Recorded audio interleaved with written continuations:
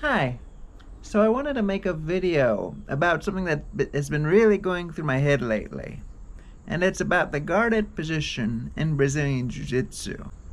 Now, for those who have been watching my content for any length of time, I talk about chess a lot, and I compare chess and martial arts in general together a lot.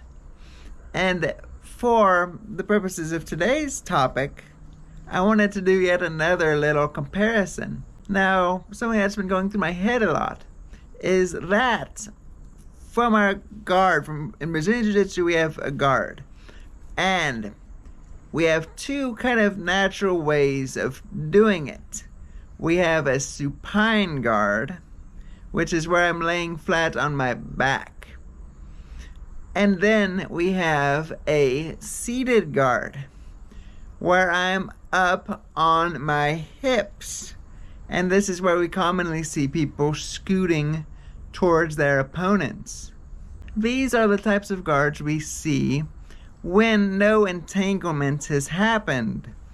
I would argue there is a third type of guard, being an inversion type of guard, but for the purpose of today's video, we're going to mainly be discussing supine and seated varieties of guard. So, with these two versions of guard, I would relate them to playing black in chess. Now, for those unfamiliar with chess, which would be a real shame, your white pieces move first. Now, how this relates to jiu-jitsu is that if I'm either in a seated or a supine guard, I feel that I am behind in both, in two aspects. One of which is power. If I'm on my back or I'm on my butt, I am not going to be as powerful as someone on their feet. Their ability to generate strength will be greater than my ability. The other aspect that I will be behind in by electing to play one of these two positions is speed. When I say I'm behind in speed, then I'm just naturally not going to be as quick as someone on their feet when I'm either on my back or on my hips again. Because of these two aspects where I am behind, both my speed and my power, I am basically playing black in chess because I am going to be moving seconds. By playing seconds, what I mean to say is that I am responding to the pace that my opponent sets on me. I am more looking to counter what they do because I don't have the ability to impact them myself. I am not as quick as they are.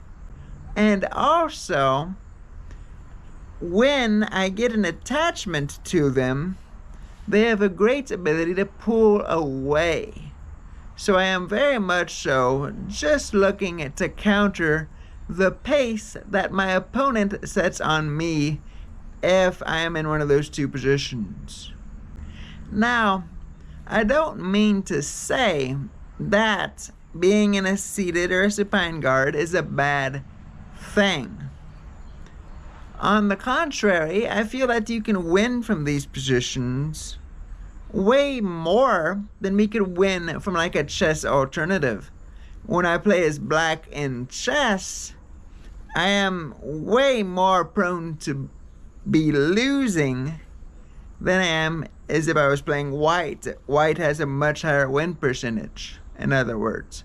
With jiu-jitsu, I don't think that is so much the case at this point because chess is way old and it's been thought out and there's so much theory on it. With jiu-jitsu, we can't speak that generally at this point. I will say that from a competitive standpoint, I don't have as much of an ability to put points on the board quickly against an opponent. If they are standing up over me, they're in a position to be putting on pressure, and should they score from these positions, and if I'm used to playing neutral in this guarded position, then if I'm at all behind in a given match, I am not going to at all be a fan of an opponent trying to play a conservative strategy against me, because I can't reach them as quickly as they can reach me, and they can always get away. And any entanglement I try to impose on them, because they're on their feet, they can pull out of it since they have the strength advantage on me. Again, I wanted to elaborate on something as just a final little thought, and that by playing from these guarded positions, my pace is really dictated by my opponent's pace, because my opponent needs to come at me and I need to be able to counter them. That first thing has to happen. I cannot get to my opponent as quickly as they can get to me. And if ever they want to just stay back and impose a conservative strategy, then I can't really impose myself upon them, because they can always get away, or they can always just play for like the bare minimum of responses. Anyways, though, this video idea has been circling in my head for quite a while at this point, and I've been thinking about all the ins and outs of it, and I feel like the comparison is a good one. But definitely let me know what you guys think as well, especially if you have familiarity in both jiu-jitsu and somewhat in chess too, which might be a very small little percentage potentially.